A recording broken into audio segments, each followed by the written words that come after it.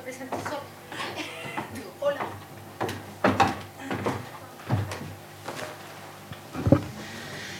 Hola, buenas tardes.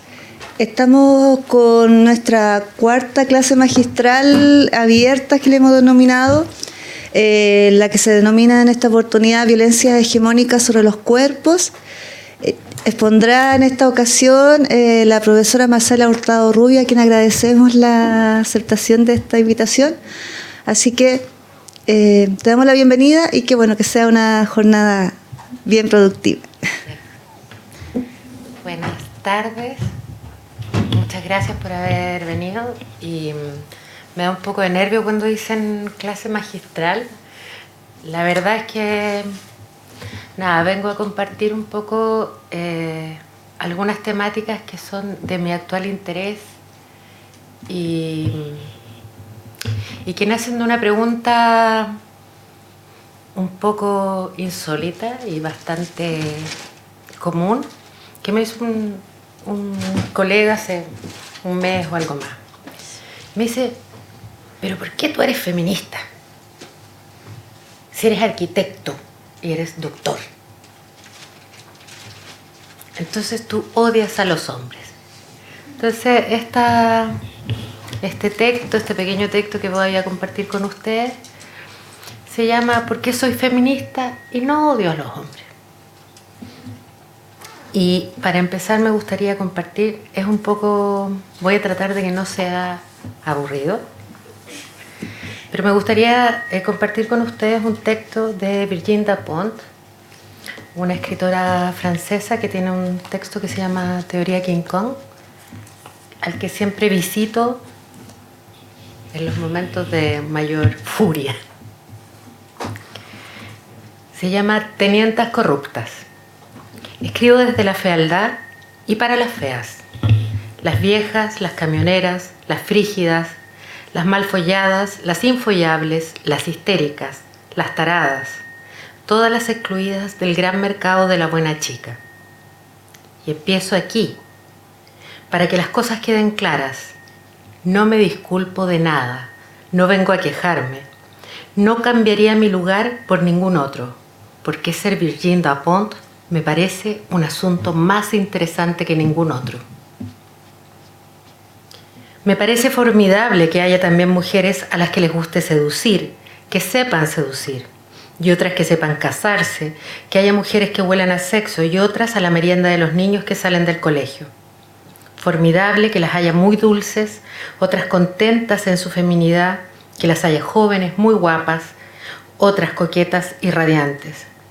Francamente, me alegro por todas a las que les convienen las cosas tal y como son. Lo digo sin la menor ironía. Simplemente, yo no formo parte de ellas. Seguramente yo no escribiría lo que escribo si fuera tan guapa como para cambiar la actitud de todos los hombres con los que me cruzo. Yo hablo como proletaria de la feminidad. Desde aquí hablé hasta ahora y desde aquí vuelvo a empezar hoy. Cuando estaba en el paro no sentía vergüenza alguna de ser una paria, solo rabia. Siento lo mismo como mujer, no siento ninguna vergüenza de no ser una tía buena. Sin embargo, como chica para la que los hombres se interesan poco, estoy rabiosa.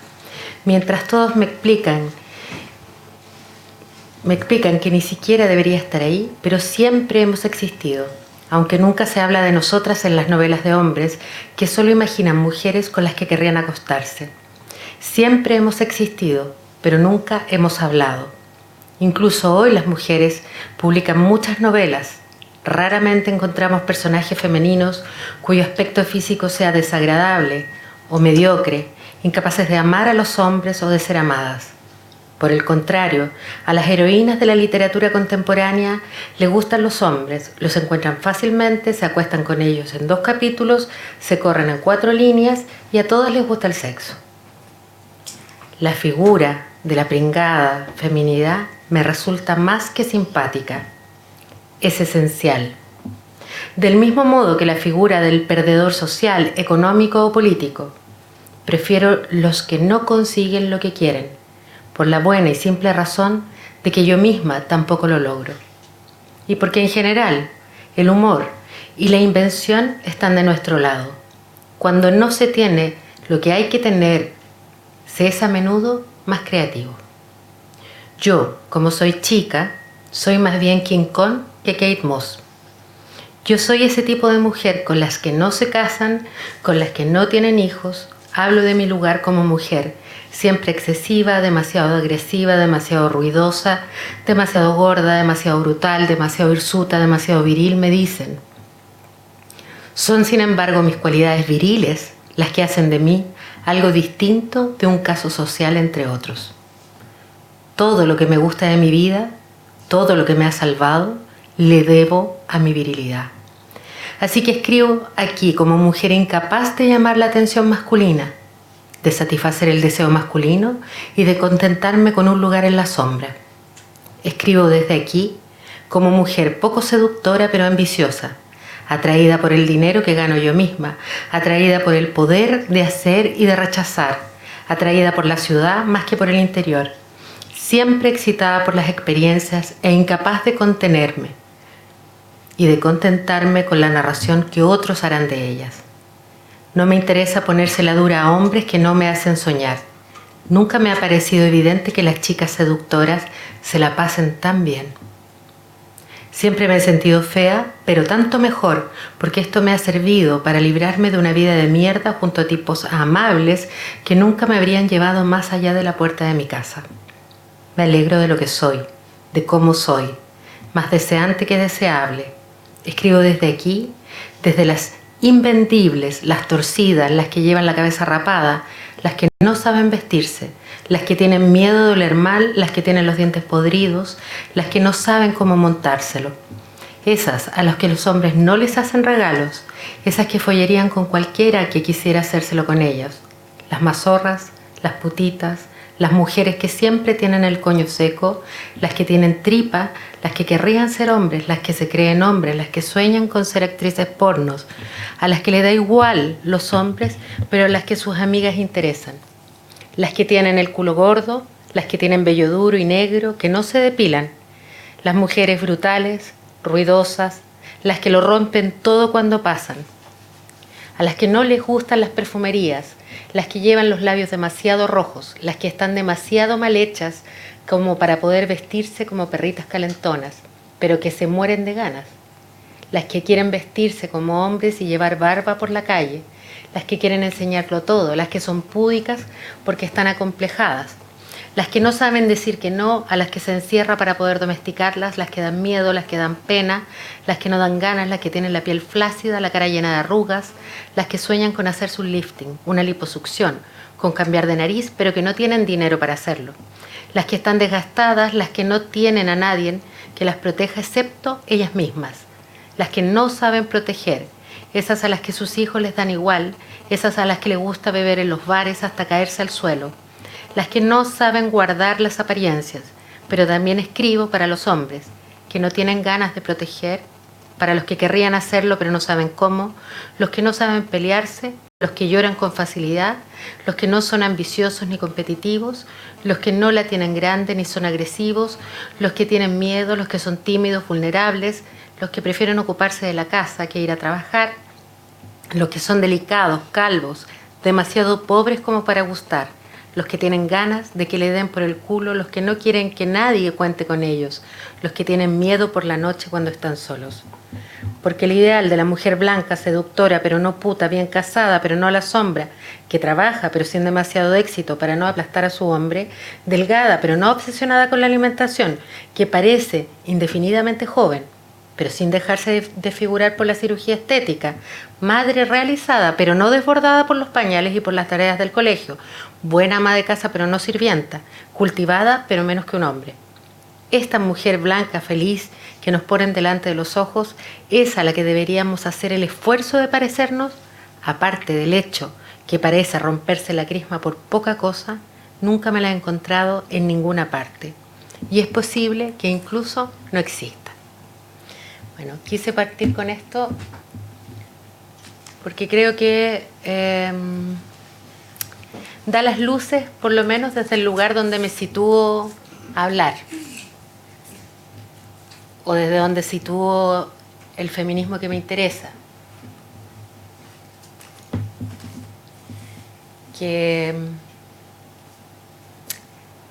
Nada, vamos a caminar juntos en esta primera búsqueda en torno a la violencia.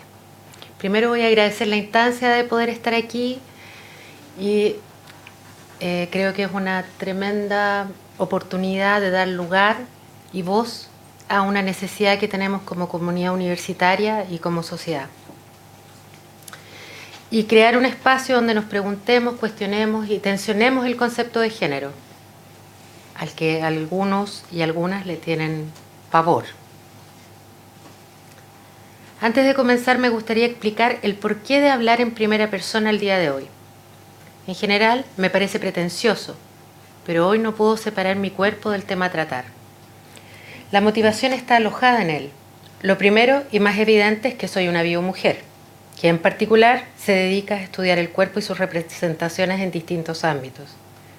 El cuerpo humano es diverso, único y extenso en información. Claramente está mucho más allá de la definición binaria de mujer y hombre. Las subjetividades habitan en y por los cuerpos. Otra cosa, eso sí, son las políticas que gestionan la acción de los mismos. Estas condicionan el rol social, sexual, económico, entre otros, y generan un modo de hacer la vida. Ese modo se convierte en norma, de tanto repetirse. Una de esas normas es el cómo y sobre quién se ejerce la violencia, tema que abordaremos someramente hoy porque claramente necesita un estudio muy profundo. Las y los invito a acompañarme. Antes de venir aquí me preguntaron por qué me exponía a hablar de algo tan difícil, si existen tantos otros temas muy interesantes. La pregunta caló hondo y decidí organizar esta presentación en torno a mis motivaciones frente al tema. La primera razón es que la violencia existe, que la he visto, ha visitado mi vida y ha visitado mi cuerpo, y que ocurre aquí, frente a nuestros ojos, y que pocas veces la detenemos. El primer campo, entonces, es el cuerpo violentado. Ese cuerpo que no tiene voz ni fuerzas para responder a la violencia. Preciado le llamará cuerpos penetrables y dirá que son cuerpos de mujeres, niños, homosexuales, viejos, en fin, todo cuerpo que no sea hombre, blanco, occidental, en posición de poder. Creo que la importancia de esta definición está en que sitúa el problema en el poder. Ahora bien, ese poder en nuestra sociedad chilena actual se dedica a colocar un velo sobre aquello que no queremos en las agendas públicas. Ya volveremos a ello un poco más adelante. Un cuerpo violentado es un cuerpo crítico. Esto es el momento en que el ser humano siente el abandono de su cuerpo. Esa sensación aloja por completo la noción de dualidad, cuerpo, mente. No es la persona la cansada, enferma o dolorida, es el cuerpo que lo ha dejado, pero también lo ha atrapado. Dicho de otro modo, es el cautiverio del cuerpo. Los cuerpos en crisis revelarán el amplio sentido de la dualidad, explotando los conflictos del ser humano en tanto corporalidad y posiblemente arrojando a la persona al sinsentido. Allí es donde los médicos, psicólogos, curanderos, entre otros, tienen la misión de restaurar o dotar de sentido al ser humano en crisis, ya sea reparando su cuerpo o entregándole alguna herramienta que permita entender a ese enemigo que atrapa.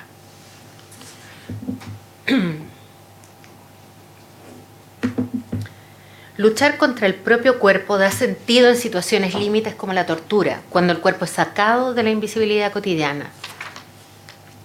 La sobrevivencia está amarrada a la experiencia misma de sobreponerse a la existencia corporal, explotando los límites de la misma. La dualidad, esta dualidad cartesiana que todos hemos aprendido y que se sigue enseñando en la universidad, cuerpo-mente, cuerpo-espíritu, este es mi cuerpo, yo no soy mi cuerpo, sobreponte al cuerpo, mi cuerpo es el enfermo.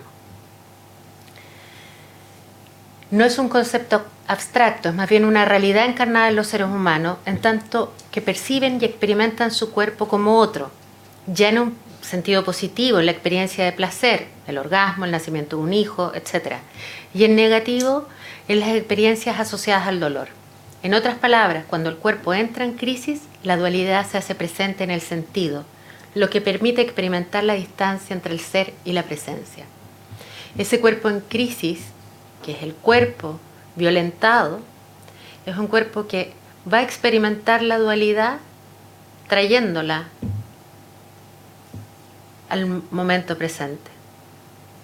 Ahora bien, si retomamos la idea de Le Breton de los cuerpos en situación extrema, podemos visualizar formas de borramiento ritualizado. Paréntesis. Borramiento ritualizado, dice Le Breton, son las maneras que tenemos socialmente de ir borrando el cuerpo y que se convierten en ritos. Nos bañamos en la mañana, usamos desodorante, nos depilamos. ¿Por qué? Porque no queremos oler. Ponemos perfume y vamos borrando poco a poco esos rasgos distintivos de los cuerpos. Uno de los más básicos, el olor. Una persona constantemente torturada, dice Le Breton, deberá invisibilizarse para no ser vista por su agresor, pues si aparece podrá convertirse en blanco de sus acciones vejatorias. Más aún, la experiencia de la vejación no es exclusiva de la tortura, ya que es inevitable en las sociedades contemporáneas que dejan a una buena parte de los seres humanos en la periferia del sistema. Así los pobres, las mujeres, los niños, los enfermos y viejos, entre otros, quedan como restos, si no pueden pagar por atención de salud o por educación. El sistema asistencial de salud, que se instaló en Chile alrededor de 1925, nace de la necesidad de mantener la producción de un grupo social que generaba el capital. La higiene y la salubridad en una primera instancia y hasta nuestros días no se trata de un derecho, sino más bien de una necesidad del sistema económico para mantener sus niveles de producción. Esa es una primera violencia que nunca reparamos en ella. Trataré de situar esta conversación en ejemplos de violencia y de esbozar una primera clasificación que tiene que ver con las políticas públicas y su aplicación y las imprecisiones que dan lugar a actos violentos de distinta naturaleza. Luego vamos a ir un poco hacia la ciudad. Mi profesión original es arquitecto, así que algo de la ciudad y sus violencias me interesaría compartir. Y por último, el ámbito doméstico, que es otra capa. Los derechos reproductivos, anticoncepción y esterilización. La manera en que se enfrenta el problema de la fecundidad y anticoncepción en Chile tenía un cambio de forma debido a que hoy existe una política de salud femenina, con acceso a anticoncepción y esterilización en el sistema público. Y notemos, es una política de salud femenina, o sea, la reproducción solo está en las mujeres.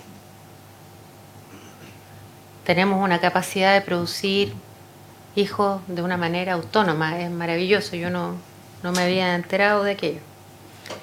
Si bien los cambios en las políticas pretenden respetar el derecho de las mujeres a decidir por sí mismas cómo manejan sus cuerpos en ámbitos reproductivos, en el país no están disponibles algunos métodos contraceptivos, por ende es casi imposible conseguir en el comercio diafragma, condón femenino o esponjas espermicidas, entre otros elementos que permitirían un mayor abanico de posibilidades en la materia.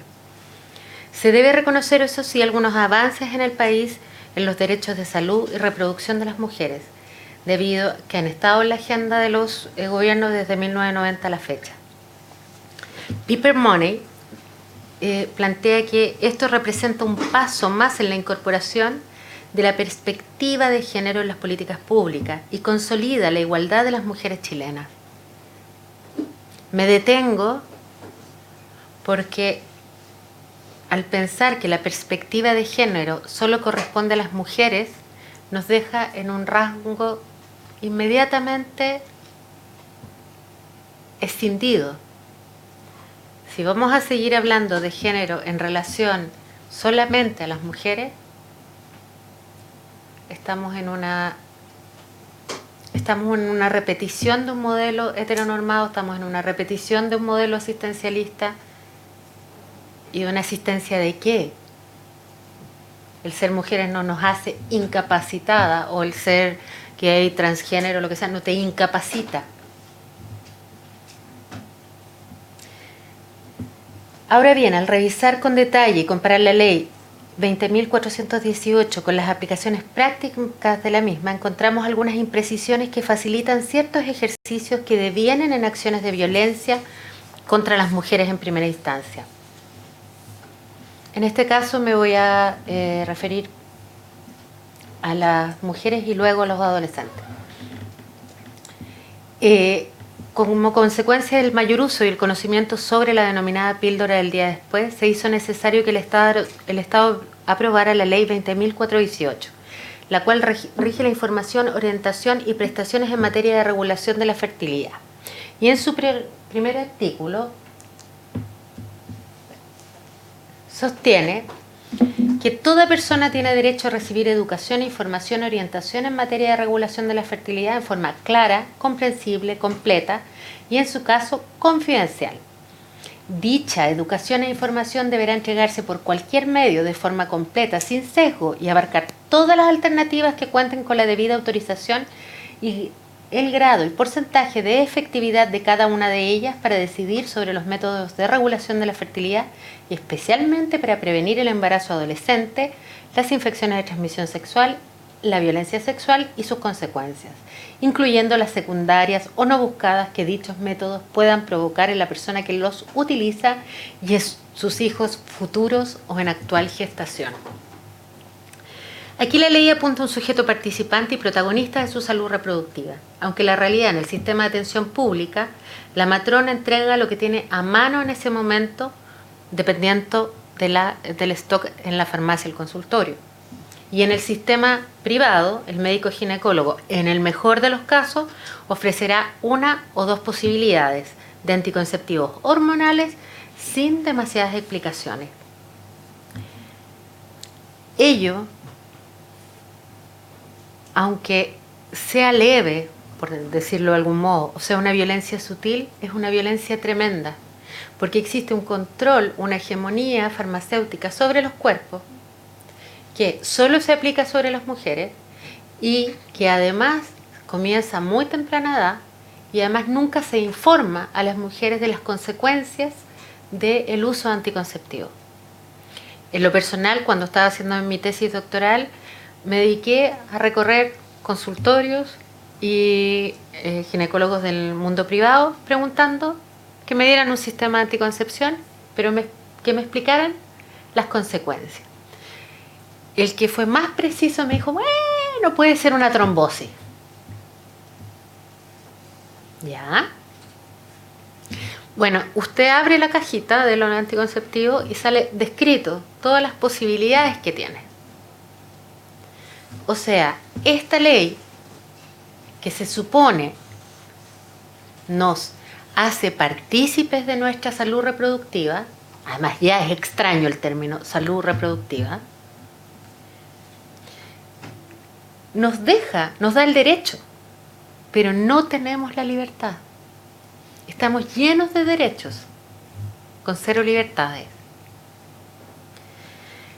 Bueno, luego dice la ley, en relación a la difusión, que se tomen en cuenta factores como la edad y la madurez psicológica. Y dice, el contenido y el alcance de la información deberá considerar la edad y madurez psicológica de la persona a quien se entrega. Este derecho comprende el de recibir libremente, de acuerdo a sus creencias o formación, orientación para la vida afectiva y sexual.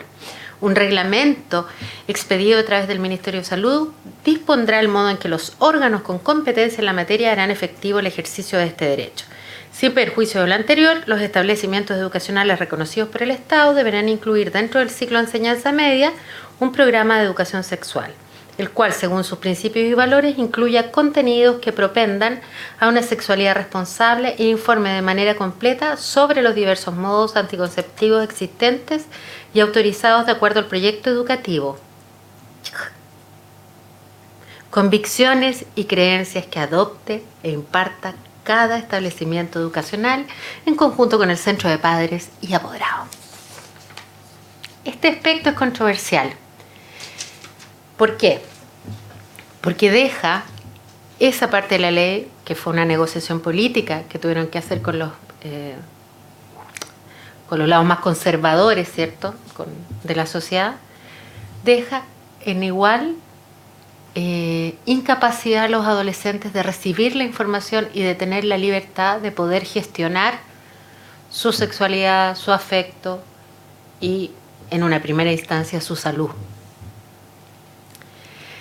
Sin embargo, este último aspecto es controversial, ya que la gran mayoría de los profesionales de esta área no están preparados para realizar el tipo de evaluación, tomar en cuenta la madurez de quien tiene enfrente un médico del consultorio, no lo imagino. Tiene mucho, o en cualquier lugar. Así, finalmente, aunque el espíritu de la ley sea educar en el control de la fecundidad, la operalización, en tanto entrega de contenidos e información, queda al criterio del profesional de salud, lo que implica que esto puede estar teñido por sus creencias religiosas y morales. Esta ambigüedad en la aplicación de la ley dificulta el cumplimiento de las normativas y compromisos internacionales que ha asumido Chile. La oposición proveniente de los sectores más conservadores del país se hace notar.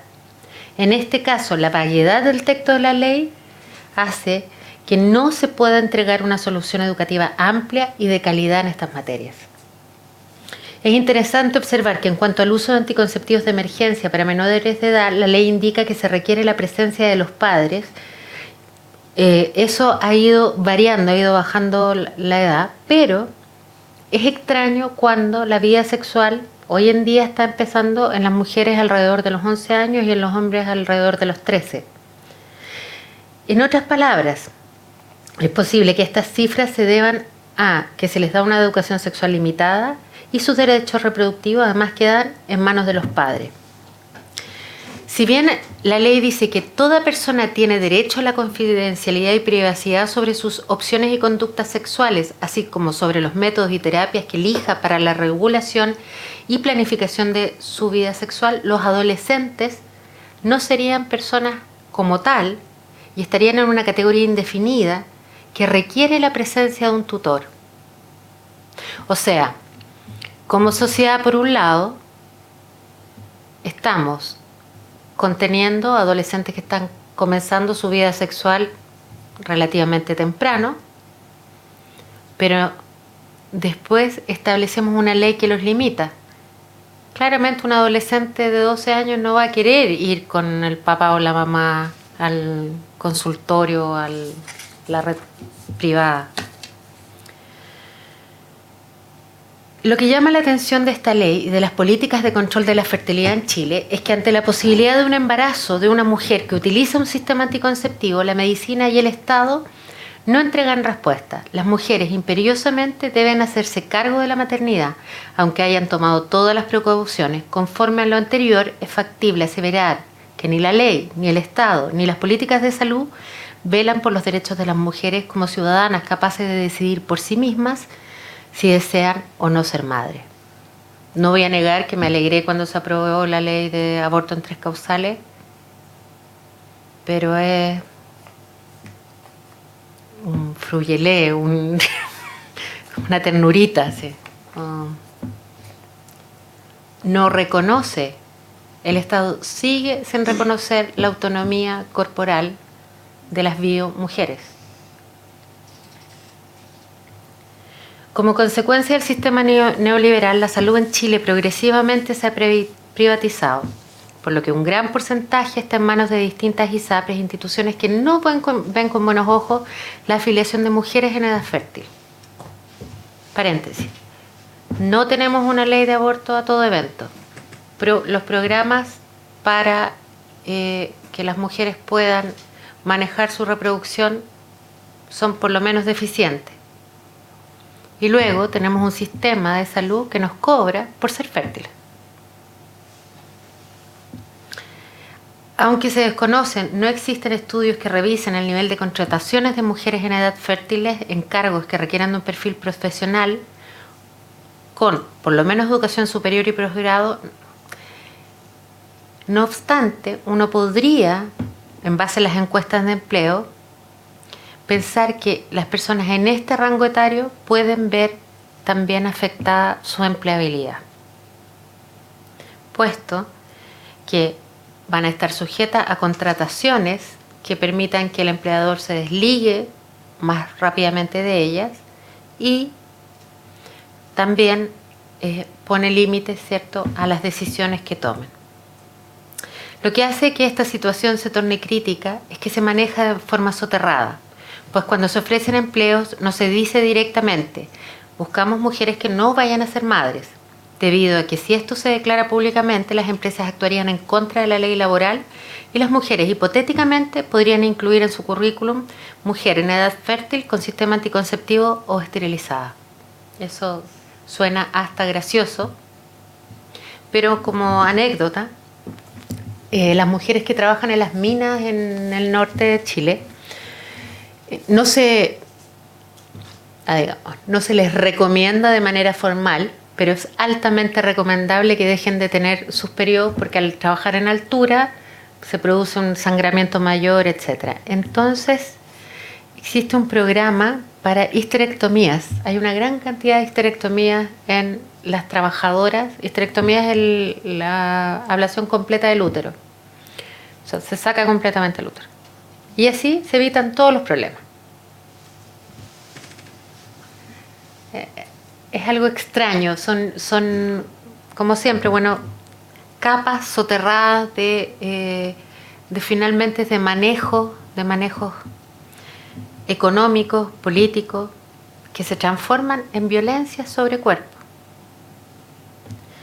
Ustedes quizás todavía no estén enfrentadas totalmente, las mujeres, y los hombres que tengan hijos se van a dar cuenta lo incapacitante que puede ser para una mujer el aparecer con un hijo dentro de un sistema de educación superior o dentro del trabajo. Es lo menos políticamente correcto lo que estoy diciendo, pero en mi experiencia y en la que he podido observar, siempre aparece es que se le va a enfermar el niño, y cuando los contraten o las contraten, va a entrar en la evaluación de su desempeño. No es una noticia alegre, pero imagino que ya lo habían pensado. Con todo lo anterior, los problemas actuales de las mujeres en Chile van más allá del control de la fecundidad, dado que junto con el aumento de las tasas de embarazo adolescente o de la violencia contra las mujeres, la violación a mujeres es de un 80% en niñas y mujeres sobre la violación en hombres. Y el femicidio, aún no se ha resuelto la desigualdad salarial, la inestabilidad laboral, así como las diferencias negativas de género en los contratos y el mayor costo en salud privada, entre otros.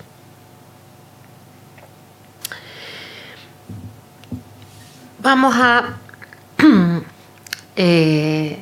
dimensionar que la salud también está asociada a los tratados de libre comercio y algunas decisiones políticas que se han tomado con compromisos que ha asumido Chile con la OMS, en tanto salud reproductiva y sexual. Salinas dice que las actividades preventivas de salud reproductiva previamente ofrecidas solo a mujeres en edad fértil hoy se ofrecen a niñas prepúberes, ya que la formación de hábitos sociales se inicia durante estos primeros años de vida.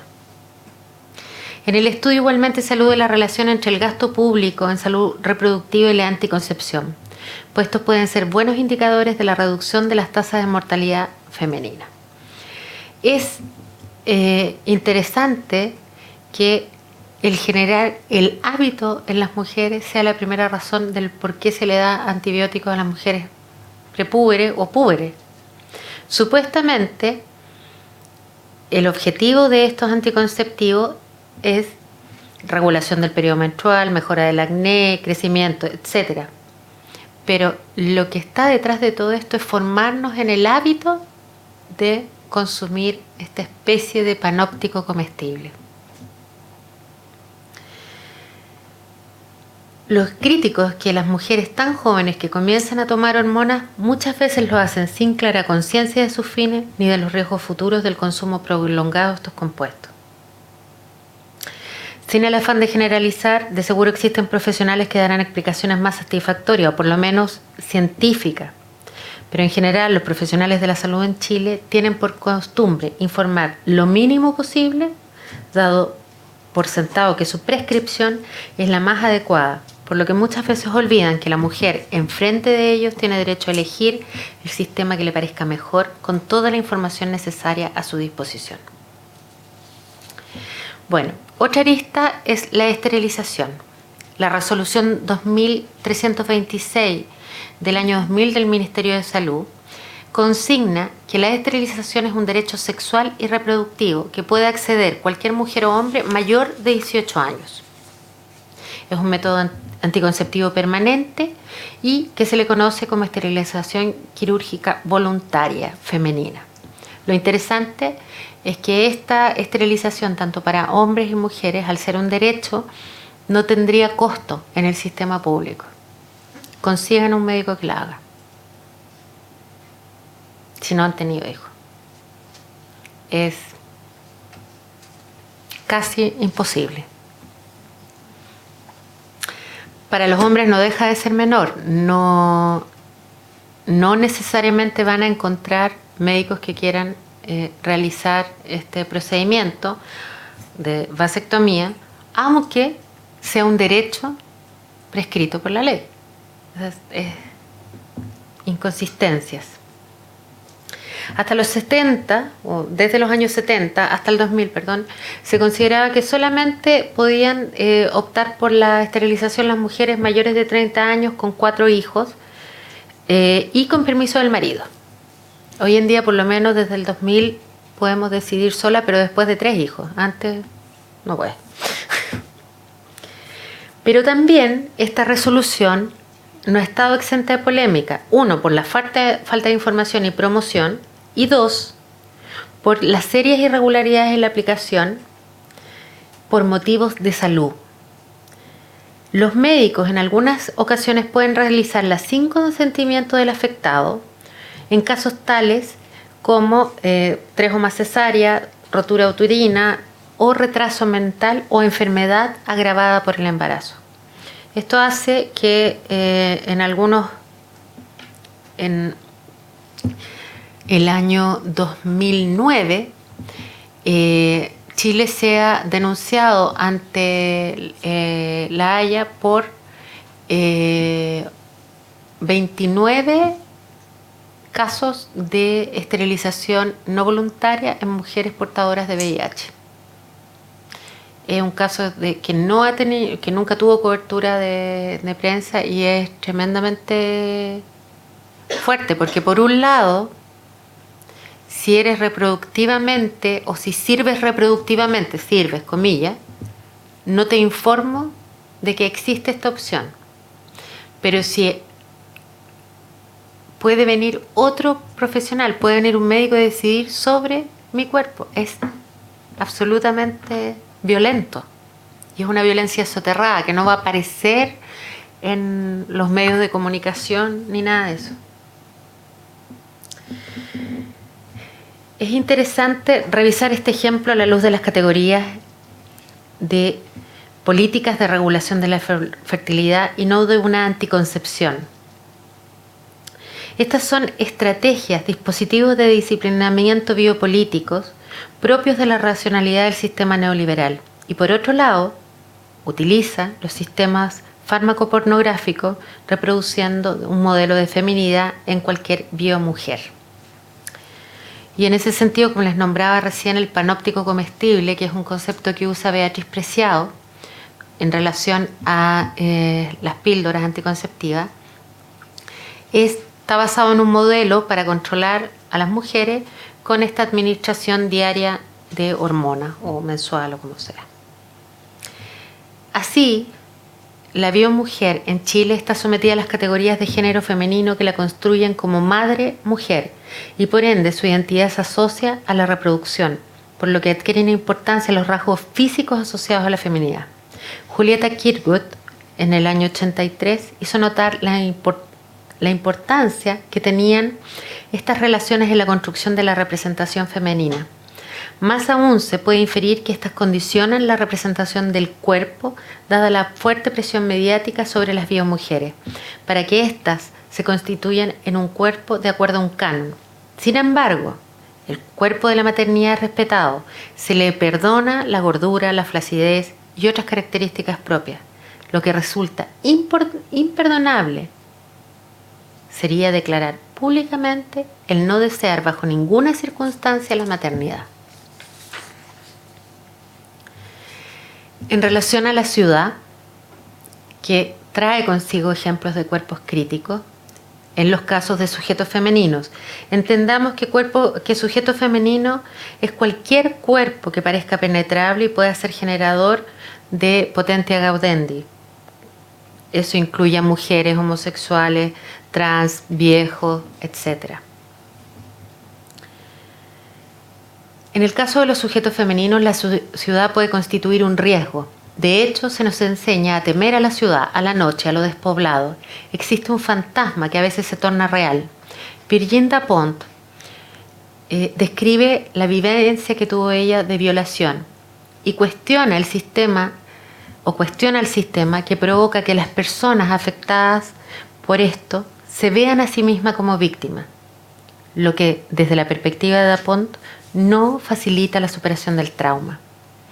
Igualmente hace notar que si bien existen cifras y estadísticas de personas violentadas sexualmente, no las hay del número de violadores.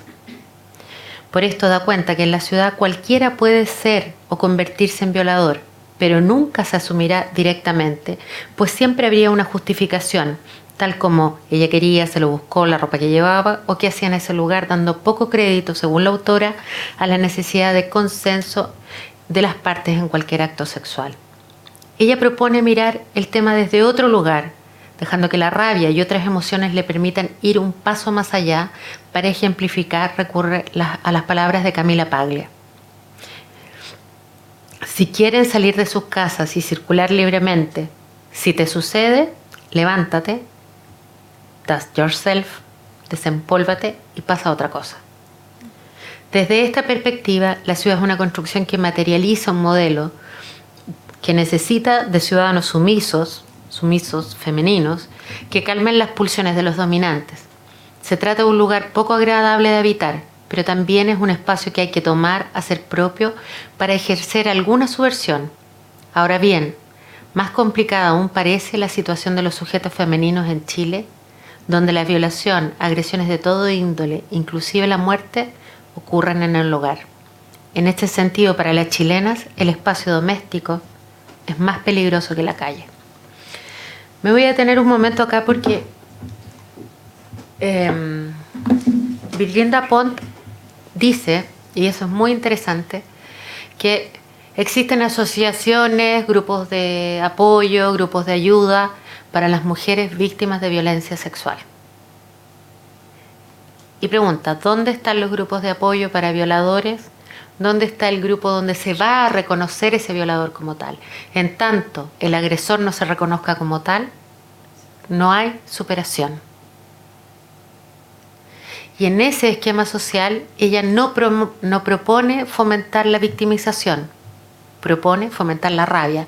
No sé si es la mejor de las opciones, no es mi área, no soy psicóloga, ni mucho menos, pero sí me parece interesante discutir acerca de ello. Para que exista un cuerpo violentado, alguien lo tiene que haber violentado, alguien se tiene que hacer cargo de eso. Pero como sociedad en general, lo dejamos pasar. Y ella aparece este estado comatoso. Según, Beatriz Preciado, que hace una apología y dice que nuestra presencia ante nosotros mismos como especie puede calificarse hoy de prostético comatosa. Hemos cerrado los ojos, pero seguimos viendo a través de un conjunto de tecnologías, de implantes políticos a los que llamamos vida, cultura, civilización. Sin embargo, solo desde y a través de este dispositivo biotecnológico es posible osar la revolución.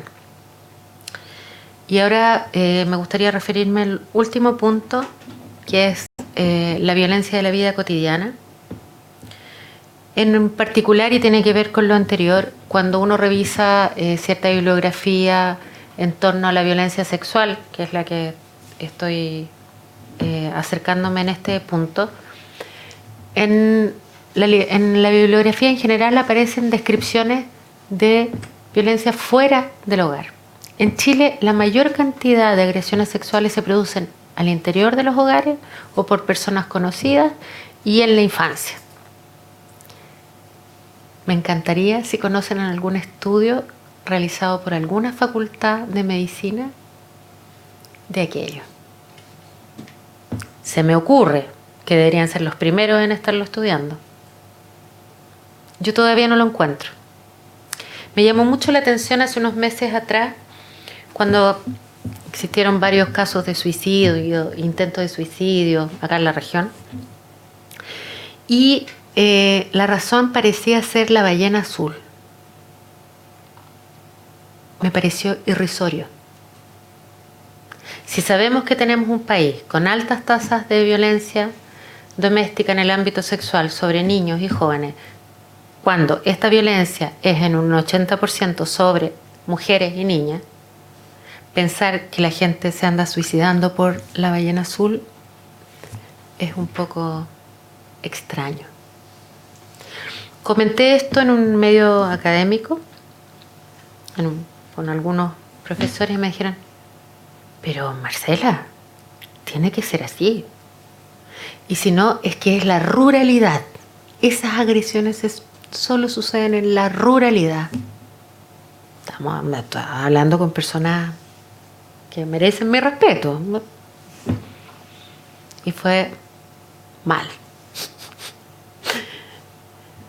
Todavía existe, ahora están realizando un estudio que relaciona las tasas de suicidio en hombres. Ya está casi terminado, ya creo, ese estudio. De 40 a 50 años. O de 30 a 50 años, no recuerdo bien. Y claro, esas tasas de estudio están asociadas a consumo de alcohol y drogas y falta de empleo. Ya, y las otras tasas de suicidio, que son mucho más altas, en esta misma mesa, hace 9 años estuvimos con un afamado psiquiatra de esta universidad y él mostró los datos y se suponía que la gran parte de suicidios o intentos de suicidio en mujeres entre 15 y 25 años podían proceder de agresiones sexuales en la infancia. Hasta ahí sigo esperando el estudio. Algo pasa ahí. ¿Y qué es lo que pasa? Y eso es lo que llamó mi atención. Y es que el cuerpo de la vida cotidiana se hace invisible. Si comprendemos la vida cotidiana como un espacio transicional por excelencia. Este último es desde donde pasamos del universo controlado por cada individuo a la inseguridad y perplejidad que puede involucrar la vida social. Al analizar la sociología de lo cotidiano, según Le Breton, lo que queda fuera del estudio es lo que termina siendo más relevante. Todo aquello que evitamos es más interesante de ser sometido a análisis. Todas las acciones borradas desprenden una polisemia no descrita que permite cartografiar al cuerpo del ser humano contemporáneo en su entorno más inmediato. La vida cotidiana es una de las experiencias que enlaza la vida colectiva con la individual y se rige por una serie de rituales que permiten dotar y donar sentido. De este modo, los usos del cuerpo estarán tejidos con la búsqueda individual y social del sentido en un proceso de renovación constante. ¿Por qué hablar de sentido, vida cotidiana y corporalidad, y más aún en un ámbito de violencia? Porque la necesidad de que estas acciones van a contribuir al uso de los cuerpos, a las relaciones sobre los cuerpos y al valor que estos tienen en la trama de la vida de las personas. Le Breton habla de un concepto que se llama borramiento ritualizado, que ya se los habían mencionado, pero él dice que la expresión máxima del borramiento ritualizado está en los campos de concentración. Nosotros tenemos una sociedad muy particular porque hemos borrado ritualizadamente las agresiones al interior de las familias. Todos en esta sala creo conocemos o hemos escuchado a alguien, una amiga, un amigo, que sufrió algún tipo de agresión. Se los puedo casi asegurar. Me tocó participar en un estudio el año 2000 en Santiago, donde sí se incluyó esta variable, y daba por 1 de cada 4 mujeres entrevistadas decía haber tenido alguna experiencia de agresión sexual dentro de su hogar por un familiar o conocido de la familia. Ese estudio está muy bien guardado en el MinSal y seguirá ahí. ¿Por qué no es tema? ¿Por qué no se problematiza? ¿Por qué se convierte en show cuando es la campeona de atletismo o cuando queda alguien desgarrado? ¿Por qué no poner la mirada sobre esos temas en los lugares donde hay que colocarlos? ¿Por qué esos temas no están en la universidad? ¿Por qué no hay investigadores en medicina, en humanidades, trabajando sobre ello? Y no solo en esta universidad. ¿Qué lo hace tan doloroso? ¿Qué hace que la discreción y la distancia se apoderen de esto? Esa es la reflexión que los invito ahora, y podemos abrir unas preguntas. No sé si preguntas, comentarios, o si me quieren aportar, porque de verdad no logro entender esto. No logro entender por qué niñas y niños son violentados en sus hogares o en los lugares protegidos. Y por qué cada vez que estos temas salen a la luz se convierten en un espectáculo. Caradima, no puedo recordar el nombre del atleta, aquí en el Salesiano cuando estuvo el problema de los curas. ¿Qué pasa? ¿Qué pasa ahí? Eso. No sé, abrimos a conversar. Gracias. No sé si tienen consultas o quieren ayudarme a desenvolver este nudo doloroso de sociedad que tenemos. Sí. Yo considero de que no se vuelve tema y nada de eso importante, no se debate porque no se ve a la mujer ni al cuerpo agredido en cuestión en otro lugar que no sea en los que ya se mantiene. Si es que fuera un hombre heterosexual blanco, líder, sí se tomaría en cuenta y sí se discutiría tanto en la prensa y en la misma universidad. Y es por eso que yo creo que no se toca, porque se mantiene en el lugar que se tiene el cuerpo. Sí, es muy interesante la reflexión, porque si lo piensas, por ejemplo, en el caso Caradima, eran todos hombres blancos de clase alta. O sea, es terrible, pero lograron de cierto modo tener cierta visibilidad o algún modo de justicia, pero fue gracias a eso, a su condición, al privilegio social, económico. Buen punto. Muchas gracias, vamos a tomarlo. ¿Sabes? También me surge otra cosa en base a tu primera reflexión, que tiene que ver con una distinción entre las propias mujeres, con reflexiones como entre las feas, las bonitas, las seductoras, las que se sienten seguras con la feminidad, las que pueden parárselo a los hombres o las que no. Y creo que desde ahí, ese juego de palabras, eso que también violenta, porque tiene que ver con responder a esa imagen que se produce, voy a ponerlo así en palabras más simples, desde la linda a la fea, es violento para ambas. No es violento solo para una, es violento para ambas, donde se esperan cosas para ambas y donde me da la sensación, en base a tu pregunta final, que eso también contribuye a esta invisibilización, porque lo vamos a justificar de distinta manera, pero siempre va a tener una justificación. Si es la bonita, la agredía sexualmente es porque se lo buscó, es porque era una seductora, es porque era una femenina, es porque, no sé, se vestía como una puta. Y si es desde la fea, es como casi que agradécelo. Entonces, en el fondo, ¿cuándo lo visibilizamos?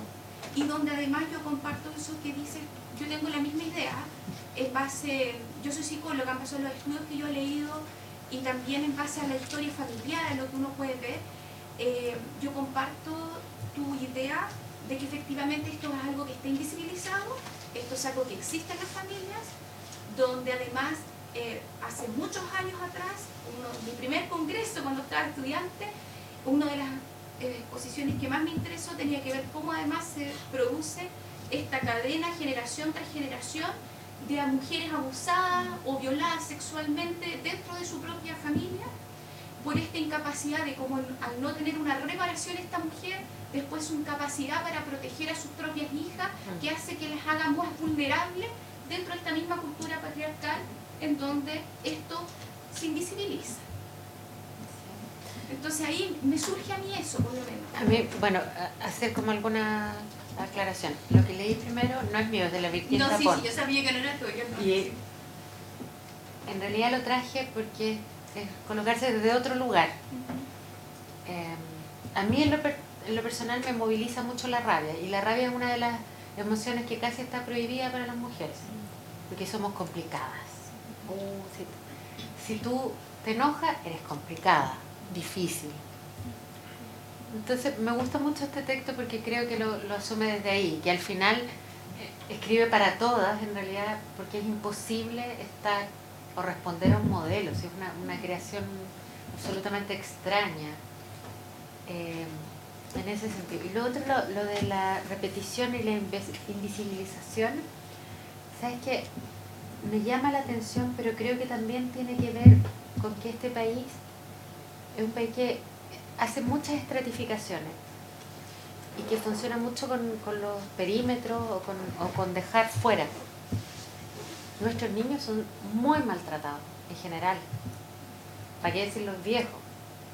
Entonces solamente tienen el poder las personas en una determinada época de la vida, y ese poder se ejerce como se ha aprendido. Lo que no logro entender es que existiendo instituciones, por ejemplo, como las universidades, los ministerios, los centros de estudio, un ministerio de ciencia y tecnología, no se haga algo. ¿Me entiendes? Es para mí, por menos, es una de las preguntas que tengo hace bastantes años. Yo podría enfrentar el tema desde mi área, investigar el espacio, el cuerpo, etc. Pero no sería una investigación relevante si no viene desde el lugar que hay que ponerlo en cuestión. Es un poco... Me habría encantado alguien de medicina que haga un poco para tirar las orejas, no a esa persona, sino llevar esa inquietud a ese lugar, que es de donde debería partir. Y sabes que es interesante, hay otra cosa, es terrible lo que voy a contar, pero estuve viendo hace poco un documental en África para desocupar territorio, para que puedan entrar las grandes empresas y deforestar y plantear determinados cultivos, envían a grupos tribales a violar a toda la población, incluidas las guaguas, lo que sea. Entonces, esto lo vi en Deutsche Welle, la empresa que deforesta es una empresa alemana, y el servicio comunitario lo da un grupo, una ONG alemana. Es una cuestión bien peculiar. Pero el mecanismo de la violencia sexual tiene que ver con desbaratar una estructura social, con desmontar una estructura social. Pero pareciera que en Chile la construye. Eso es lo extraño. Porque si no, ya estaríamos como sociedad desarmada. Pero pareciera que esta discreción o este dejar encerrado nos construyera como sociedad. Es muy malo hablar de estos temas, como ser mal portado, oye. Es como irregular. Eso me da vuelta.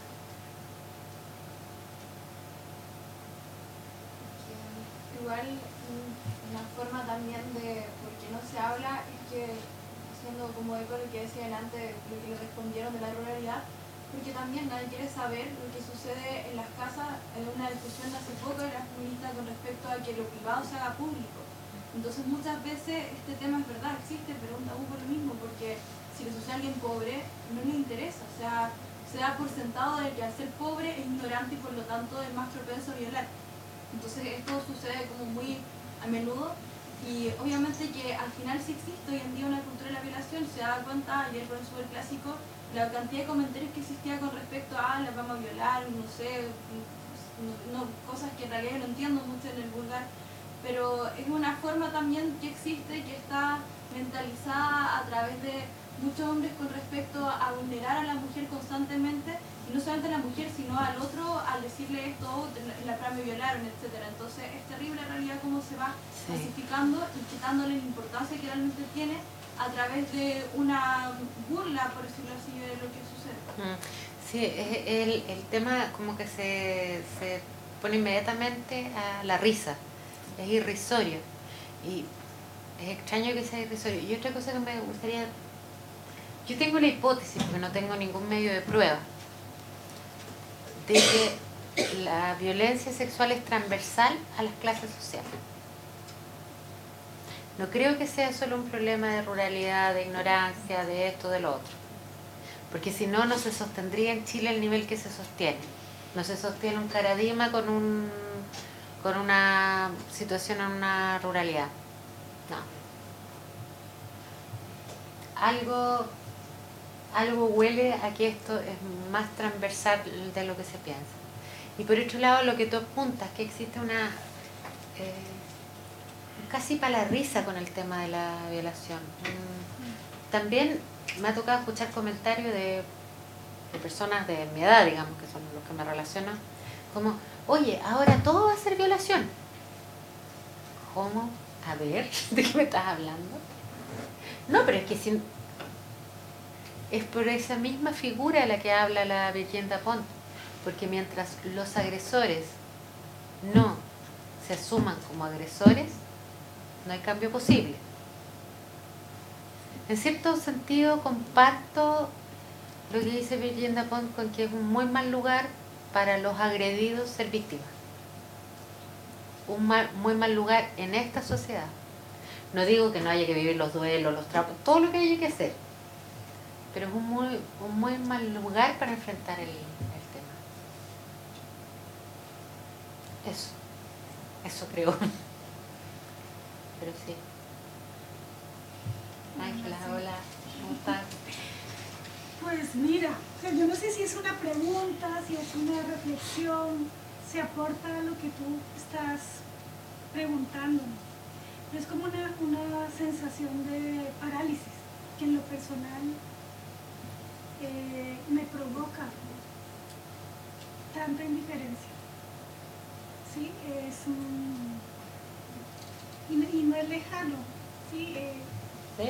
No, que tú lo señalabas en parte de lo que decías, como que quizás todas las personas que estamos aquí podríamos tener una historia cercana de violencia con la que no sabemos qué hacer, ¿no? Yo en este momento como que me siento así. Cuando uno empieza a tener apertura frente a su propio ser, frente a su cuerpo, frente a la manera en que se expresa o no, también empieza a escuchar más relatos. Yo generalmente creo que la resistencia tiene que ver con el movimiento, tiene que ver con la afectividad. Y cuando tú hablas de la rabia, creo que es necesaria. Yo la leo como no quedarse callada, aunque aprendemos a quedarnos calladas. Todo el tiempo. Entonces, incluso ahora como que me costó, y eso yo soy media parlanchina, pero es como, ¿cómo voy a decir que me siento bloqueada? ¿Cuándo? Y creo que eso me pasa porque a veces no confío en las personas que tengo. Y creo que esa desconfianza también hace que nos quedemos inmóviles. y además es como permanentemente te sientes frustrada por la normatividad institucional. Entonces hace poco tuve que enfrentar la violación sexual de una niña aquí en Valdivia y me llaman y me dicen ¿qué hacemos? Pasó esto y yo les digo como el procedimiento, hay que ir, medicina legal, bueno, etcétera. Y a la semana cuando va, o a los 2 días a rendir declaraciones, es como igual vamos a tener que esperar por lo menos 1 año porque ya tienes 14 años. Entonces ya eres objeto de desconfianza, como esa mujer construye. Y no sé, como que me tenía la necesidad pues como de contarlo porque siento en este momento de mi historia, frente a eso, inmovilidad. Como que digo, no, o sea, me dan ganas de irme con la mamá de la chica y hacer lo que ella quería hacer, ¿no? Que es como busquemos al tipo y nosotros hagamos algo. Porque O sea, desconfío. claramente. Yo creo que a mi hija le hicieran algo y yo no tengo ningún problema en matar al tipo. Así, porque no creo, no soy una persona violenta. Todo lo contrario. La que recoge al perro. No, muy lejana a la violencia. Pero creo que en particular en esta sociedad, hoy, no hay arreglo. Porque no hay ni las instancias legales, ni las instancias de la medicina, ni ganas políticas. Ahora, creo que muchos cambios han partido en la universidad, en cualquier universidad, no estoy hablando de esto. Creo que las únicas posibilidades reales de cambio parten en los jóvenes, que son las personas que realmente generan los movimientos. Son los que realmente ponen el dedo en la llaga en algo. Si no hubiese existido el movimiento pingüino, estaríamos esperando tranquilamente 1000 años más el cuestionamiento del modelo educativo. Está malo, sí, pero está mejor que antes de la revolución pingüina, te lo puedo asegurar. Entonces, es un poco también dejar ese... ver si se interesa. Yo voy a seguir insistiendo, buscando en el lugar que puedo buscar, porque todos los años, en mi condición de profe, sé mucho, llegan demasiadas historias, y a veces al corazón no le caben tantas historias, pero hay que tener la fuerza para seguir conteniendo. Sí, quizás la contención también debiese ser colectiva, ¿no? Porque es parte de, para Sí. mí, es parte de la revolución, ¿no? La revolución para mí es desde la inteligencia al servicio del afecto. Pero también creo que es una cosa relacional, ¿no? Que cuando volvemos a estas contenciones tan individuales nos pasa esto. Creo que los movimientos sociales también, o sea, no todos son homogéneos, ¿no? Históricamente hemos necesitado otras cosas y hoy en día creo que hay un llamado. Bueno, me veo siempre obligada a hacerlo las veces que he podido participar en estas maravillosas clases magistrales. Siempre es una invitación a la revolución desde cada uno y cada una en lo cotidiano. Yo creo que de eso al menos tenemos que empezarnos a hacer cargo, no solamente de los excesos de análisis, que son importantes, que guían algunos caminos, pero también quiero dejar esa invitación, o sea, es como en lo cotidiano, no solo desde el discurso, y no me refiero solo a las prácticas, sino a una cosa que tiene que ver con, lo llama esta autora allí, Es posible. implantes políticos. Implantes políticos prostéticos. Claro, y bueno, menciona la vida o la cultura en el mismo nivel. Yo difiero, o sea, creo que la cultura la construimos. En mi caso, apelo a la vida como un eje transversal que no solo es humano. Entonces también nos da una conciencia planetaria que nos lleva un poco a una política un poco más integral. Entonces yo también creo que se puede, siempre y cuando decidamos hacernos cargo, cada uno. Sí. Cada uno, no solo de la rabia, la frustración, la inmovilidad, sino también de estas fuentes de construcción que que podemos tejer. Yo creo que yo todavía estoy en un nivel más primario, ¿ah? Creo que no estoy tan evolucionada como tú. Soy más bruta. Creo que estoy en este minuto casi por sacar el parche curita que tenemos como sociedad para que levantemos nomás. O sea, si no se produce arrancar este velo para que salga y para que se ventile, no sé. En ese sentido, desde el punto de vista como de lo cotidiano, planteándolo desde el punto de vista masculino, existe esta dificultad constante de cómo denaturalizar y hacer evidencia de las violencias cotidianas que se hacen para estos compañeros de género, otros hombres.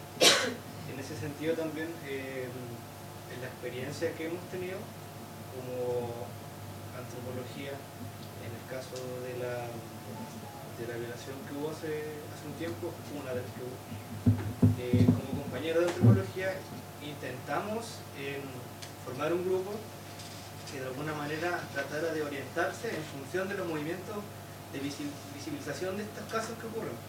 Y la dificultad que tuvimos es que siempre, por los comentarios que hemos tenido, que era un movimiento, que era un proceso que ya se había dado en casos anteriores. Y la dificultad es que no se logra encontrar como un norte que sea como un paralelo al movimiento feminista, al movimiento de visibilización. Es como, la idea es como acompañar, pero sin en ningún momento incidir en las propias decisiones y en los propios movimientos propios que hacen las mujeres. Entonces, ese es como el punto de conflicto que siempre, al menos yo evidencio. Sí, ¿qué me pasa? A mí me gusta mucho la definición que hace Teresa de Lauretti, de hecho no habla de feminismo, habla de los sujetos excéntricos. Todo lo que no sigue la norma. Creo que mientras sigamos pensando que eso le pasa a las mujeres, le pasa al otro, o que ese es un problema de mujeres, estamos en problemas. A mí me molesta mucho la categoría mujer-hombre, y me ha molestado desde siempre, porque creo que no ayuda para nada. Quizás si lo entendemos como más bien como un problema de sujetos, sujetas, como quieres llamarlo, sujetos excéntricos, creo que es más fácil de tomar algo como conjunto, como grupo, como tribu. O sea, no solo en la antropología han pasado situaciones de violación, otras cosas igualmente complejas. Y creo que no es que el rol de los hombres sea acompañar, sino que implicarse. Ahora es difícil a veces, porque a veces las feministas más extremas, las mujeres están muy empoderadas en la cosa de somos mujeres, solo mujeres, solo mujeres. Pero quizás ahí es donde hay que, también como mujeres tenemos que cuestionarnos. También ese término me... Sí, es que lo puse más que nada como... No, sí lo entiendo. Y es un término que se usa entre las profesoras y todo. Pero ¿cómo? Si esto es un problema de mujeres.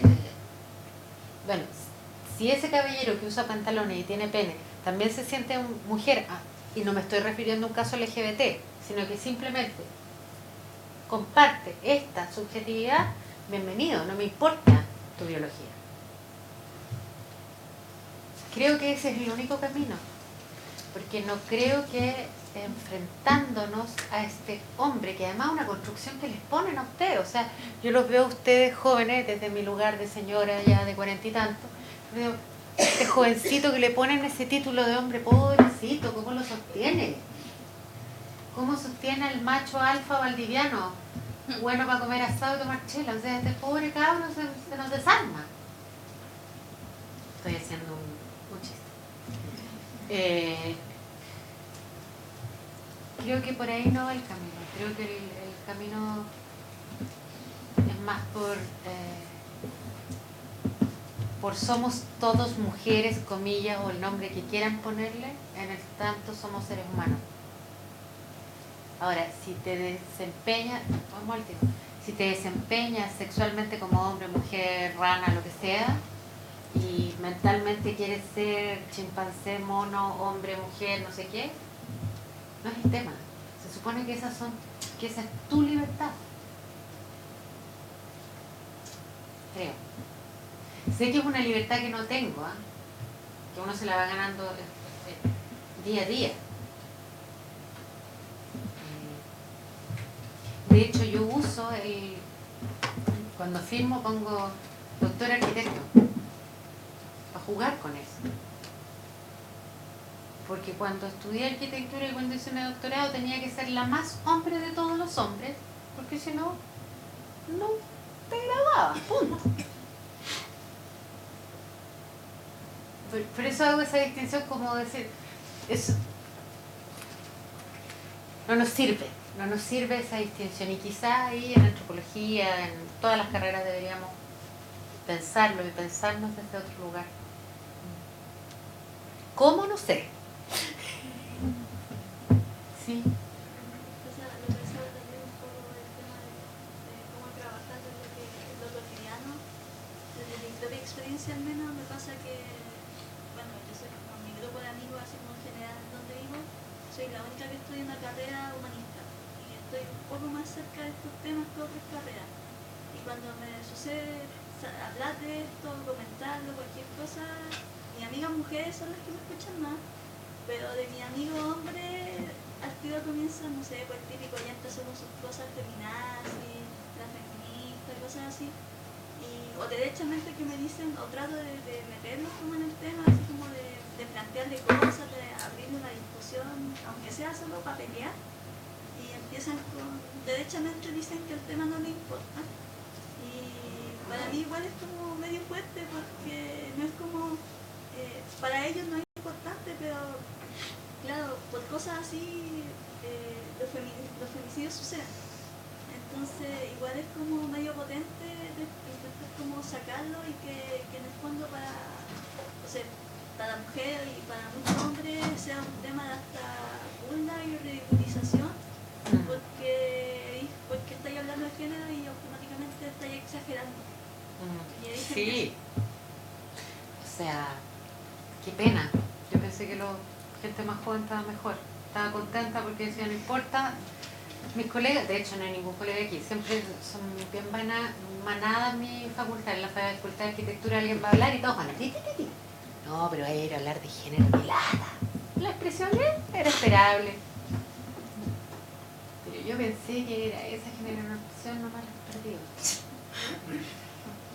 Algo pasa con la masculinidad, porque yo creo que hemos hablado mucho de lo femenino o de los feminismos, pero yo varias veces me he sentado y me pregunté con algunos amigos y les digo, ya pues, ¿y qué es la masculinidad? ¿Eh? Bueno, ¿cómo es tu masculinidad? ¿Cómo es ser hombre en Chile?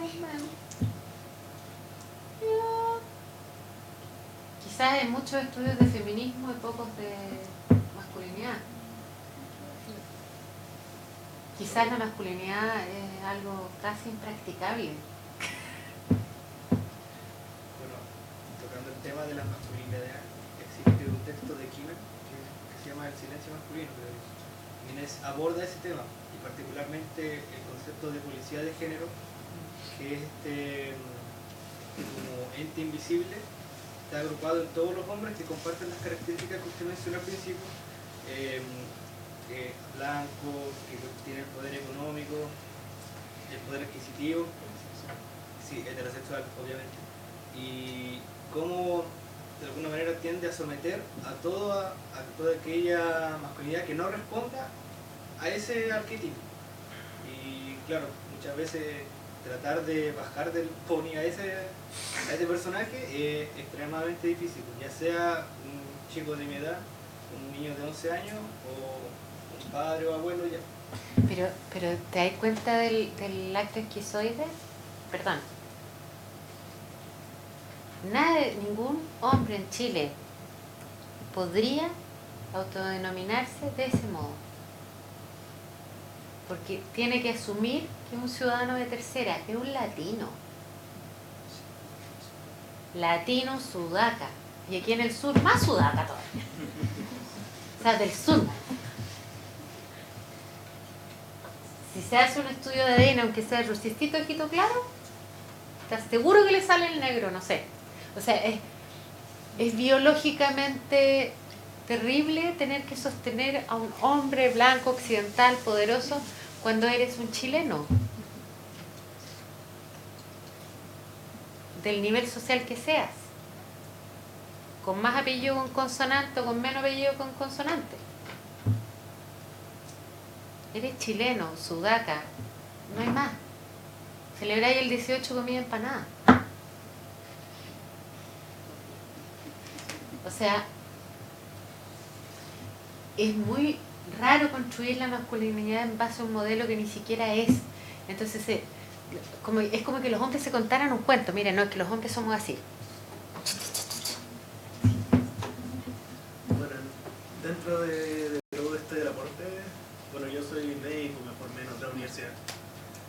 Y bueno, entrando primero antes de lo que voy a decir, lo de esta aparente macho blanco heterosexualario, en realidad no, en Chile no existe. Esa cuestión se estudió. Desde la facultad donde yo salí se hizo un estudio por ahí por los años 80 y se volvió a repetir de nuevo por el mismo departamento, y todos los chilenos estudiados de todas partes del país salieron que el 99% de ese estudio son descendientes mapuche. Uno lo puede, y está toda esta cuestión de la de tratar de ser europeo respecto a, o de decir yo soy europeo, o de incluso tirar el apellido, o de inclusive toda esta cuestión súper patológica que no pasa creo que en ninguna otra parte del mundo, que es el de qué colegio saliste. Y que se pregunta para los trabajos, y que es bastante patológico. Bueno, respecto a lo que en realidad iba a aportar, en realidad, que bueno, como médico, además de que estar bastante de acuerdo en líneas generales con todo lo que se dijo acá, y estar bastante consciente respecto a la labor de biopolítica y a la autoridad normalizadora que tiene la medicina en todo ámbito, más aún en la ginecobstetricia, que es mucha crítica en realidad para eso. Hablar respecto a lo de los estudios. Yo el año pasado leí un libro respecto de un conjunto de estudios en los cuales se hicieron en estudiantes de mi facultad de medicina en un curso de formación general. Perfecto. En eso preguntaron sobre violencia en el pololeo, como planteando en el marco teórico violencia en el pololeo como un estado anterior a la violencia que después está estudiada, que pasa en las parejas chilenas, en matrimonios chilenos y en parejas convivientes. Y ahí relacionan constantemente todos los estudios que están ahí en diferentes ámbitos: violencia sexual, violencia psicológica, violencia física en la infancia, con víctimas de violencia del pololeo y con victimarios de violencia. Universidad, por favor, ¿dónde está el estudio para buscarlo? Puedo pasar el libro. Ya. No, salí de la Chile, pero de la... Ya. Pero voy a buscar el libro y Por para favor. traerlo mañana. Yo, feliz. Para traerlo mañana porque es un buen libro. Y respecto a eso cabe la reflexión de que en realidad el problema reside, primero que todo, en la familia y en la infancia. Acá en Chile recién estamos empezando a sacar el problema que hay sobre la violencia que hay con la infancia. Todo el problema que hay con el Sename. Cómo el Estado de Chile está velando no por la protección de la infancia, sino porque cada familia haga lo que quiera con su niño y mandar a todos los que en realidad no tienen familia a estas instituciones que en realidad no cumplen nada con su deber, y a tenerlos en el mayor de los desamparos. Y de ahí viene la violencia, porque acá la familia, todas las familias y todo lo que en realidad se cuesta mucho entrar respecto a lo legislativo, es entrar a qué es lo que hace o deshace la familia. ¿Qué es lo que decían los padres? Los padres tienen un montón de libertad respecto a la cuestión que van a hacer con los hijos, y en realidad la infancia no está protegida aquí en Chile, no está lo suficientemente protegida. Y esas son personas violentas. Un padre un hijo que ve al padre pegándole a la mamá va a ser un futuro golpeador.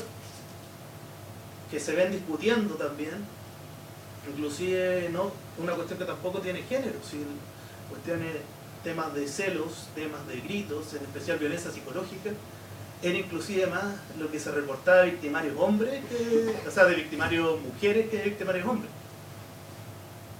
Entonces es una cuestión sistemática que se perpetúa en la familia. Esa familia que es, por así decirlo, intocable. En este país de las familias intocables, donde están todas bien quebradas. En algún lado tiene su... Sí. ¿Sabes qué? Sacando un poco otro arista, que tú decías que la violencia, claro, un niño crece viendo violencia, pero hay tantos tipos es tanta, porque la hemos normalizado la violencia. Entonces resulta que el otro día mi hija está en un buen colegio, entonces apoderado comentaba como gran gracia que había pateado a su perro. En ese minuto yo dije, mi hija no va más a esa casa. Porque si existe un ser humano que crea que es un buen ejemplo para su hijo patear a un perro, creo que no puedo dejar que esté cerca. ¿Por qué pongo ese ejemplo? Porque algo nos pasa que estamos colocando estos ejercicios de poder o colocando la rabia o no sé qué afección en un otro más débil, comillas.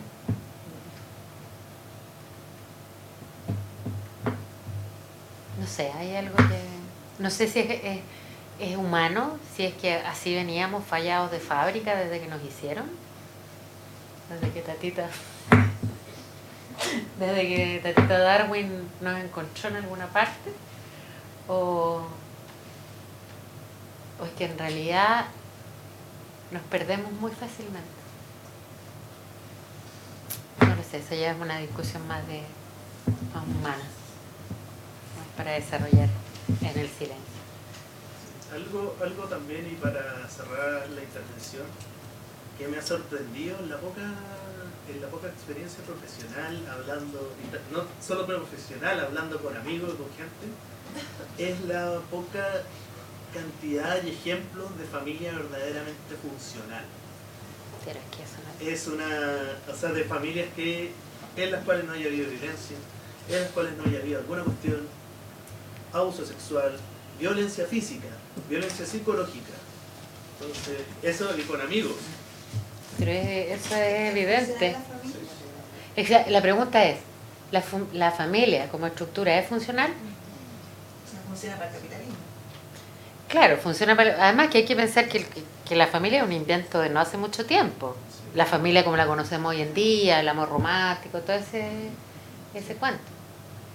Bueno, según la Constitución es la piedra angular del Estado. Sí, pero por eso hay que cambiar la Constitución. No quise decir nada, pasando el aviso, pero bueno. No, o sea, es absolutamente discutible el concepto de familia. Ese concepto de familia, la familia tradicional. Sí. Prefiero más el de tribu. A mí el tema de violencia igual me resuena mucho, y muchas cosas que dijiste tú. A propósito de las vivencias, yo creo que la violencia no es una sola, sino que es a través del cuerpo que se vive. Por lo tanto, para mí el concepto de mujer y hombre sí tiene una validez para identificar qué tipo de violencia es.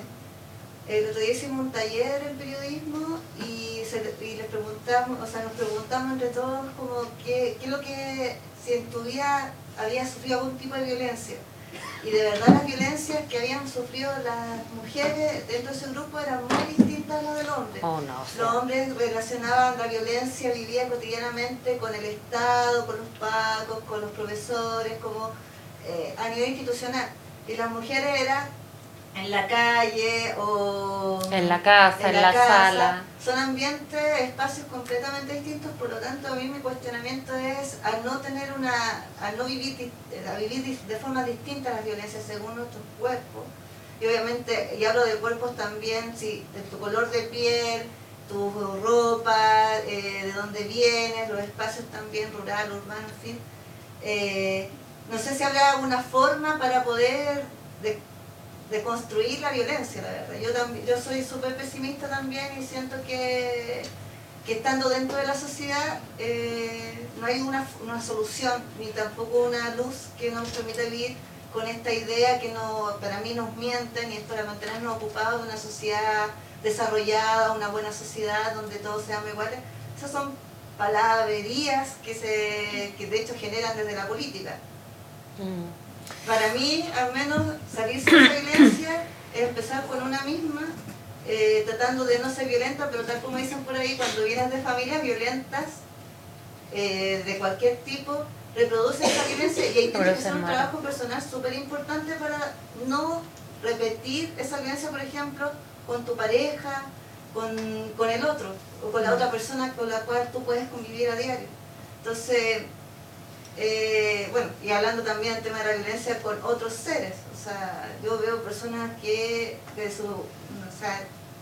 su relación con los animales domésticos, por ejemplo, son súper patológicas, porque claro, tengo una amiga de hecho que su hija mayor ya creció, entonces para seguir replicando esta dominación con otros, se compró un cachorro. Entonces yo igual creo que mientras no haya una reflexión personal, Sí. antes que social, no le veo mucho sentido. Y además es un trabajo re complicado. Yo trato de hacerlo, hacer consciente las actitudes violentas que puedo tener diariamente y se te pasa. O sea, de repente estás con la cotidianidad y ¡pum!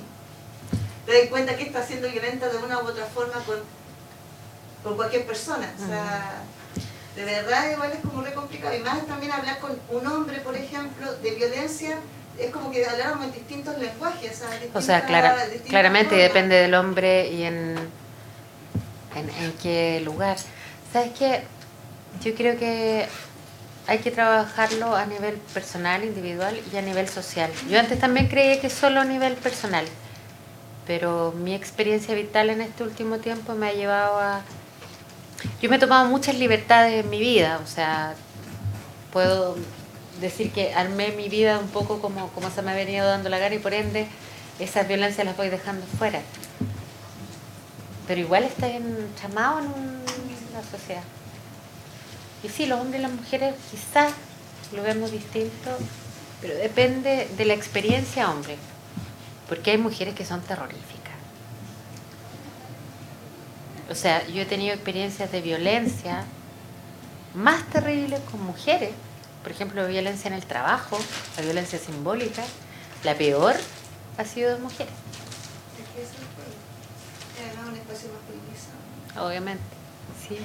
Yo considero de que es súper malo como hacer la separación en estos temas entre mujer y hombre, porque ya se parte dentro de una lógica separatista y poco plural, por lo mismo.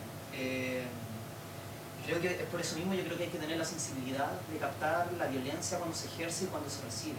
Y manteniendo eso, teniendo esa sensibilidad a flor de piel, o sea, como lo humano, el reconocer a la otra persona como tal, y no persona, sino como al otro ser como tal, es donde se puede vislumbrar de mejor manera como estos pequeños atisbos que tienen. Reconocer al otro es Exacto. fundamental. Pero para reconocer al otro tienes que haberte visto. Y verte es difícil. Quizás ahora que ustedes están en otro momento de la vida, pero verte en el sentido, estoy pensando en mis colegas, o van a pensar que todos en la facultad son terribles, pero bueno, sí, ya. No, Amorosa. Si tenéis que sostener a este hombre exitoso, ¿cierto? Que además es tiene que ser buen académico, tiene que investigar, tiene que ser no sé qué, pero que además tiene que ser papá, no puede ser guatón. No, voy a poner así ejemplos como tiene que tener vida social, tiene que haber leído y además tiene que pagar las cuentas. De verdad que no sé en qué momento se mira. No se alcanza a ver de tantas disfraces o de tantas capas o de tantas representaciones sobre sí mismo. Un poco también nos pasa a las mujeres en los distintos roles. Sí, por supuesto. Yo creo que la violencia es hacia todos lados. O sea, No, es sí, como- terrible. Pongámonos bajo el eje del patriarcado mismo, ¿no? Que nos Sí. provoca como la violencia de género. El patriarcado afecta tanto al bio hombre, a la bio mujer, tanto a la mujer como al hombre, al trans y a toda la gran gama que se puede desarrollar. A todos los colores de... Exacto. Sí. Entonces, justamente como afecta a todos, también sale desde todo. O sea, yo como hombre, voy a poner un ejemplo. La otra vez estaba teniendo una discusión acerca del feminismo y yo tenía una compañera que es súper radical, feminista radical, y decía de que los hombres no podemos ser profeministas. O sea, no podíamos ser feministas porque caíamos dentro, al ser bio-hombres, ya caíamos dentro de la lógica de violación hacia la mujer. ¿A qué voy con esto? A que la violencia que empieza de ella, suponiendo que ella tiene una teoría y una lógica abrazadora como al género general, que no lo replica ni lo, Sí. ni lo lleva, o sea, también como que se sesga con la misma teoría. Sí, o sea, eso pasa a mí en N congreso, cosas, de hecho me pasó cuando estaba embarazada de mi hija, se acercó un grupo de feministas a decirme que cómo podía hablar de feminismo, no, de diversidad sexual estando embarazada. Que era lo peor, casi me querían linchar y yo digo, no entendiendo nada. Mira, creo que hay una tanto pensar sobre unas determinadas prácticas termina separándonos más. No lo entiendo muy bien, ¿eh? Me es distante. Me es distante en esta noción de libertad, de LGBT, de LGBTH, ya para saberlo todo, LGBTH y JK, no sé. No. Pero sí, hay muchas chicas que están, y muchos hombres también que están en unas posturas así raras. Gracias por haberse quedado hasta el final y por haberme ayudado con esto. Se agradece mucho.